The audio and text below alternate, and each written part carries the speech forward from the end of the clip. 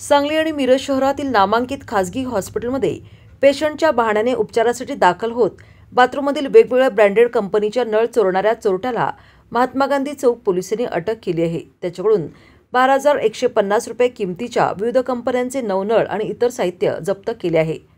तेजस अनंत सावंत वय 40 राहणार विजयनगर सांगली असे अटक केलेल्या संशयित इसमाचे नाव आहे। मिरज आणि सांगली शहरातील खासगी हॉस्पिटलमध्ये नळ चोरीच्या घटना वाढल्या होत्या। या पार्श्वभूमीवर महात्मा गांधी चौक तपास करीत असताना मिरज शहरातील लोकशाहीर अण्णाभाऊ साठे यांच्या पुतळ्याजवळ तेजस सावंत महागडे नळ विक्रीस येणार असल्याची माहिती मिळाल्यानंतर डीबी पथकातील अधिकारी धनंजय चव्हाण यांनी सापळा लावून त्याला ताब्यात घेतले असता त्याच्याकडे चोरीतील महागडे नळ आढळून आले। त्याला ताब्यात घेऊन त्याच्यावर गुन्हा दाखल करण्यात आला आहे। सदरची कारवाई सहाय्यक पोलीस निरीक्षक संदीप शिंदे यांच्या मार्गदर्शनाखाली पोलीस उपनिरीक्षक संदीप गुरव, धनंजय चव्हाण, जावेद शेख, मोहसिन टेनमेकर, अमोल तोडकर, उदय कुलकर्णी, अभिजित धनगर, अभिजित पाटील, राहुल क्षीरसागर, नाना चंदनशिवे यांच्या पथकानं केली आहे।